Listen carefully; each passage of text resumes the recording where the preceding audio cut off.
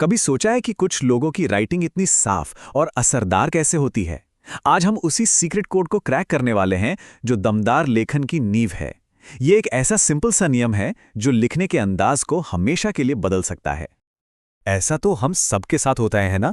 कोई सेंटेंस पढ़ते हैं, फिर दोबारा पढ़ते हैं और सोचते हैं, अरे यहाँ कहा क्या जा रहा है। ये कम्युनिकेशन में एक छोटे से स्पीड ब्रेकर जैसा लगता है। सही कहा ना? जानते हैं, ये कंफ्यूजन अक्सर एक बहुत छोटी सी गलती की वजह से होती है। एक शब्द जो बस अपनी जगह पे फिट नहीं हो रहा। और अच्छी बात यह है कि इसे ठीक करना बहुत ही आसान है। तो चलिए इस आम सी गड़बड़ को थोड़ा और समझते हैं। इस गड़बड़ का एक नाम भी है और इसे ठीक करना सीखने का मतलब है बेहतर शार्प राइटिंग की तरफ बढ़ना। तो तैयार हैं? इसका हल है तालमेल का नियम। देखिए, नियम बहुत सीधा सा है। एक सर्वनाम यानी प्रोनाउन, जैसे वो, वे, उसका, हमेशा उस संज्ञा से मैच करना चाहिए जिसकी जगह वो ले रहा है।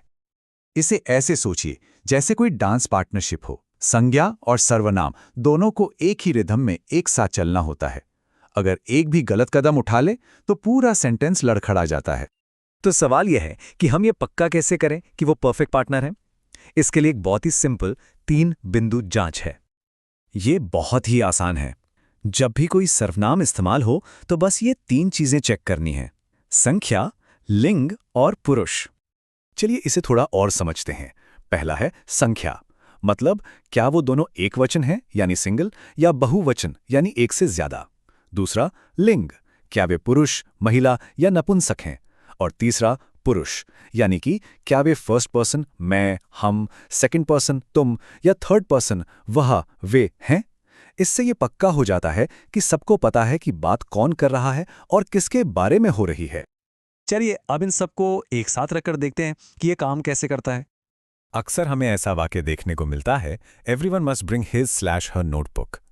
पहली बार में तो ये बिल्कुल सही लगता है ना?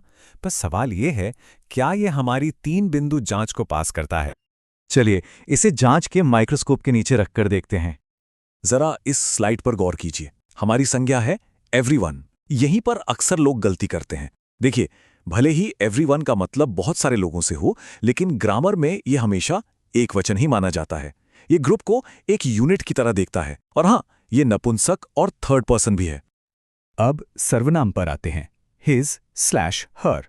ये भी एक वचन है, तो संख्या के मामले में ये तो एकदम परफेक्ट मैच है। पहली जांच पूरी हुई। और लिंग और पुरुष भी बिल्कुल सही बैठते हैं। हिज/हर नपुंसक संज्ञा एवरीवन के लिए एकदम सही है और दोनों ही थर्ड पर्सन में हैं। हो गया, हमारी 3 बिंदु जांच पास हो गई, मतलब कोड क्रैक हो गया।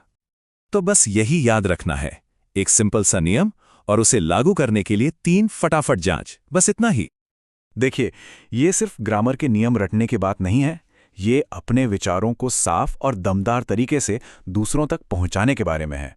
जब राइटिंग साफ होती है तो तर्क ज्यादा असरदार लगते हैं, कहानियां ज्यादा जीवंत उठती हैं और मैसेज सीधा निशाने पर लगता है। तो अब एक पल के लिए सोचिए, चाहे कोई जरूरी ईमेल लिखना हो, कोई रिपोर्ट तैयार करनी हो या बस अपने विचार दुनिया के सामने रखने हो, ये एक छोटा सा स्किल कितने नए दरवाजे खोल सकता है। साफ सुथरी राइटिंग किसी को कहां तक ले जा सकती है।